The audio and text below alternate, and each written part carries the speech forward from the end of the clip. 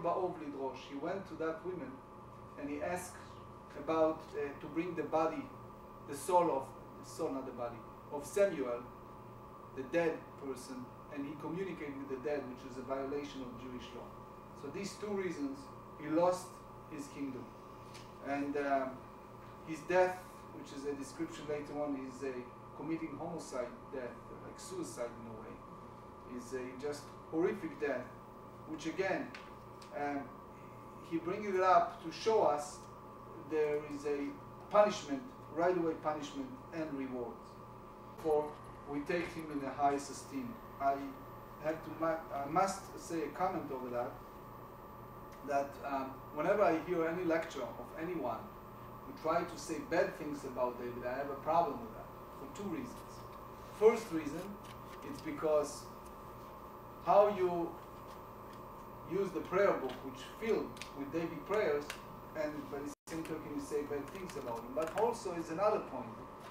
King David is a penitent, and by Jewish law, a penitent, you're not allowed to go bring back history of a person if he regretted those actions, and since David did so much for the Jewish world by getting rid of the enemies, by building the foundation for the temple, etc., and the prayer book and the book of Psalms, etc., it's really wrong, in my opinion, to say any bad words about the man. In a way, it's even hypocrisy, because you are praying and you use the literature that he wrote, and by talking you say anything bad about him. So that's just the personal comment that I always have a hard time.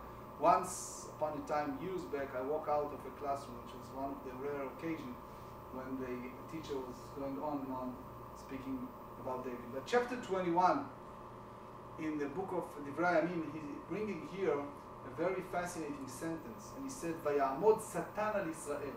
The Satan stood against Israel. Vayaset David, and he instigated King David to count the Jewish people after the war. So what is the Satan here? So he is not speaking about person. All the commentators and the sages deal here with a Satan in the sense of evil inclination, of an entity that's doing wrong, not a person in that sense. But the reason that he mentioned that even it's not the greatest thing about David that he count the people and get punishment is because he was again a penitent, he felt bad about it, and eventually he brought an altar and a sacrificial offering. So again, this is the same story. It's the whole description how David, sentence 13, felt bad, and he put his head down and he said, "I'm so sorry, God, forgive me," etc., etc. And this is the king of the Jewish people, well-respected king. All the respect that Solomon received was because of his father. So in that sense, he was a great man. That's what Ezra tried to say, and he was constantly, sentence 17, he said, I'm sorry, and he fasted, and he tried to please God each and every time he made a mistake. That's the reality. What Ezra tried to say is, people are people, and even a great man like David did a lot of good things, but things happening, and the nature of people to make a mistake. The question is how you handle your mistakes. And since David was a penitent and eventually he brought an offering and God forgave him, that's the reason why I bring it up. Another point before we go to the second Chronicles, again running out of time, is the handing of the kingdom from King David to his son Solomon. And that's the very end of the first Divrei Yamim, the first Chronicle. King David called upon his son Solomon and he warned him. And he said to him, punishment and reward, my dear son. All the accomplishment you see here, it's not me, it's the help of God.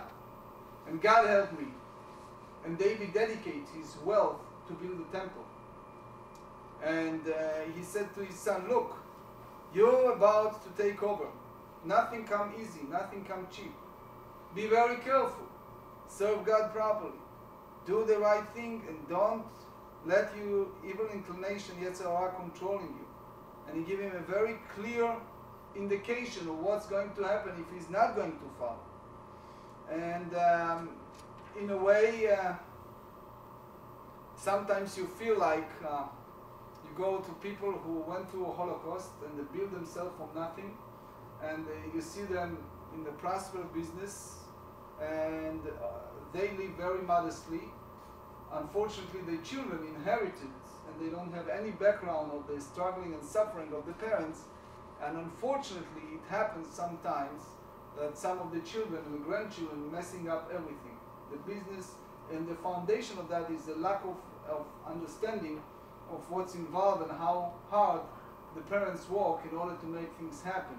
I can't help but when I read a story, it's so painful, of life of David, and then certain behavior of Solomon, it's some type of analogous. Even Solomon was a righteous man, and he did tremendous good, but eventually made a mistake, and I think part of that is the background. But anyway, at the end of the first Divrei Yamim is how Solomon went up, for example, God appeared to him and he said to him, that's very end, and he said, ask for something.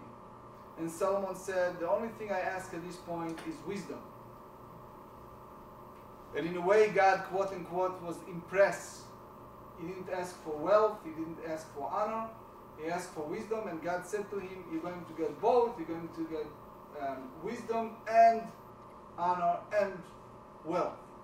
And it turns, if you read the Book of Kings, you see the story of the two women that came with a baby, and he suggested to split the baby, and all kind of word of wisdom, and the Queen Sheba, and many other stories, how God granted him with a special gift of wisdom beside of wealth and honor. So that's basically the first book of Chronicles, how David died, and the second book of Chronicles dealing with Solomon. The beginning was great, how Solomon built himself up and built the Beit HaMikdash, the temple, and all the details how he built the temple and the beauty of the building, which again, you cannot compare anything like that in any other description in the Tanakh. And then the prayer, this is very important concept in Judaism. It's not only the side of the physical materialistic building, but it's also the other side, like chapter 6 in the second Divrei Yamim. This chapter 6 deals with now prayer and how sincere Solomon was his prayer, and asked God for guidance and prayer, and for the merit of David. For example, we read Psalms, when we return the Torah to the ark from the book of Psalms, that said, open your gates. So the story goes that the first time he tried to open the gates of the temple and didn't open by themselves, which was one of the miracles, but then he asked for the merit of his father, and it happened. And then Solomon prayed. Chapter 6 is a crucial chapter to study, the second Divrei Yamim. Chapter 6 said that Solomon built a very important manual, Robert Rules and Regulation regarding to the new building, the temple. So he speaks here about what type of service and how. So he said, for example, when there is no rain and people are going to pray here, you God is going to listen to them and makes a difference and forgive them. When they bring an offering, things going, when there's a famine in any place in the world, if is a king need to go to war, if there's any personal issues or public issues, they come here before the temple and they pray, and it makes the difference, and they're going to change. This is chapter 6, and he said, as long as the penitent is sincere and they return, you will listen to them and you make the difference. This part of these sentences, if you read in our prayer book, combination of this text, it's because King Solomon was very sincere. Chapter 7 describes how the first temple things turned. For example, fire came from heaven and consumed the offering that Solomon brought. It's a fascinating text how Solomon brought the offering and how God responds, and it's a very strong language. God said, as long as you follow the instruction of your father, and as long as you follow the way that I'm expecting you, I will be in your side and help you, etc. And then is a description of mistakes, not so much with Solomon, but goes strongly with his children. And the reason the rabbi said, as we mentioned before, Solomon himself make teshuvah, and also Solomon mistakes described at length in the book of Kings. But here is the story of splitting the kingdom, the mistake that Rehoboam, Yeroboam, his children, his grandchildren, and the descendants made. And then you go from basically chapter 13 at the very end of Chronicles is a description of kings, and usually this is the pattern of behavior. They have the control, they have the opportunity, and many of them just vayasara, they do bad things, and they bring abomination, and God is angry. And now, from time to time, things turn around. For example, chapter 14 speaks about a king by the name of Asa, who turn around against the previous one, throw out the abomination, burn all these altars, go before God, ask for forgiveness and everything, and then the peace in the land, and everything goes nice, and everything goes good, and then there is any type of war, and they are successful against the enemies, and they win those wars. And then, again, his child, his son, and then the next king, back to the old business. Here are some examples. It's so sad how you have the stories of nations that come and attack because of a certain behavior, and the opposite way. How the nations well respected us when we stand what we are. King Yehoshaphat, chapter 20, is an example how all the nations have even fear and awe of the Jewish king, and how they respected it. There are some kings who play around between the two, like Jehoram and a few others, and then you see the reaction. It's like, unlike other biblical chapters, book of Chronicles deal with direct punishment right away for every king. Again, book of Kings and Samuel, it's more like, it may happen, not now, later, we'll see how things turn. Book of Chronicles, he wants to write history, so he's dealing from Adam to this time, meaning to the Second Temple era, and he wants to show a very clear relationship between behavior and punishment and reward. Here are some, I just pick and choose some examples. We're getting close to the end. Very sad story of chapter 29. The story of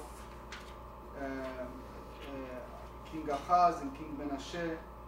It's just horrible how they make mistakes. Before that, it was King Yechizkiyahu that did Passover and did everything right, and put people together, and even is the story how King brought healing and the celebration of Passover, and then right away after that, when he passed away, and they have the children and the grandchildren back to the old things. So now the end of this second book of Chronicles, is the story of getting down. How they what happened to the first temple, why it's destroyed, etc. So, for example, chapter 36 to speak about King Jehoiakim, that he did a horrible thing, and as a result, Nebuchadnezzar, the Babylonian king, came and he arrested him. He brought him to Babylon. He tortured him, and eventually he get rid of him, and it's terrible. And then you have another son, Jehoiachin, and again he ruled over 3 months and 10 days, and he did bad in the eye of God. And then Nebuchadnezzar came and he brought another king. And then his king Tzidkiah ruled 11 years, did bad, didn't listen to Jeremiah, and as a result, if you read the text, they blind him. They burn the Jewish wall around the wall of Jerusalem, etc. And then the story exactly like Jeremiah predicted, and they burned the temple, and how things turn around bad. And then the end of that book is the last 3 sentences that speak about the declaration of King Korish. Some said, as we mentioned, that he was the son of Esther. There are others who said that it's not the same one, it's the one before. but the Korish said that you need to build a temple, and I'm here, Ezra, and I'm about to follow, and I'm going to the Jerusalem now, and I'm building the temple. So that's the abbreviation of what's involved. It reminds me very much that the weekly Torah portion, which we're about to read, is the mitzvah of Kiddush HaChodesh, sanctification of the new month. If we count the mitzvot in the Torah, the first mitzvah is in the book of Exodus, that God said to Moses and Aaron in the land of Egypt, you should sanctify the new month, which is the month of Nisan, upon leaving Egypt. How the Jewish people sanctify the new month? So there is a concept that's called Kiddush Levana. The Jewish people go out once a month and look at the moon, and when they see that it's completed, right, about to complete, they say a special prayer, is in a prayer book, that the true God said to the moon that you will be full and the moon is completed, and we bless God for that. So the question is, what's involved here? We have stars, but they're always there. We have the sun, we see the sun in the morning, it's very strong. And you have the moon, it looks, if you look at the moon, it's a very interesting phenomenon. It's like the chief controller of the computer, but what he does, it's one time it's very small, or you don't even see it, and then you see it in full. Why the one who controls everything, which we call God, make the moon in such a way? So the rabbis go further to say that during the time of the Syrian, some said Greek Assyrian, the time of the second temple, it was 3 decrees they put against the Jews. Number 1, they forbade the Jews to observe Shabbat. Number 2, the circumcision, Brit Milah. And number 3, they asked the Jews not to observe the commandment of sanctification of the moon. So the rabbis ask a question. We understand Shabbat because Shabbat is one of the foundations of our faith. We understand circumcision because that's in a physical way and is a recognition that you are part of the tribe. But why this sophisticated nation of the Syrian Greek wanted to get rid of that important observance of commandment, of Kiddush Levana, sanctification of the moon? And the rabbis go further to say that this is one of the symbols that keep people connected to the faith in God. How? If you look at the Jewish people, it happens all the time. Either you see them go down, down, down, almost disappearing, and then you see them flourishing, collectively and individually. I heard a story from 2 sources. One is the Rabbi Solomon, the Rosh Yeshiva of Lakewood, and there's another source I heard from another rabbi who said that when they talk to survivors of the Shoah, survivors of the Holocaust, right after the war, and there are many who escaped and came to this country, they asked them, how do you survive in a sense of observing Judaism? So they said, well, in the camp, we cannot keep kosher because there's no way you can keep kosher. We could not observe commandments because you can't. But there is one thing that kept us very strong. Once a month, devotedly, sometimes people even endangers their life. We used to go outside, gather together, whoever remember those prayers, we look at the moon and we make the Kiddush Levana, the sanctification of the moon. And it gives us a tremendous strength. Why? Because the rabbis always say the same thing, that this is a symbol of the Jewish people. That sometimes they are flourishing and great, and sometimes it looks like they're about to disappear, God forbid, and they turn backward. It's applied to individuals when we have ups and downs in life. And it's applied to our community and a nation. That's always this cycle. So in that sense, the Syrian Greek knew that that's the secret of our survival. So they want to get rid of that. And they knew that if they be successful, then they cut off the foundation of our faith. So in that sense, reading the Divrei Hayamim, the two books of sacred writing, the Chronicles, and thinking that that's basically the conclusion of the 24 books of the Tanakh. Ezra here have a very clear agenda. Ezra was I can tell you how I look up at this biblical character. I mentioned many times that he is one of the top role model for me, if not the number one. Ezra have a very clear agenda. With all the difficulties he wants to inherit the will. The rabbi said when a person writes a will, it's not only money issue and small things, materialistic things, but what really involved, it's what is my value, what is important for me in life, and which way I would like the future generation to follow. What type of values I want them to carry on. What is important to me in life, what I accomplish in the sense of spiritual world, and what I'm expecting them to do, the next step.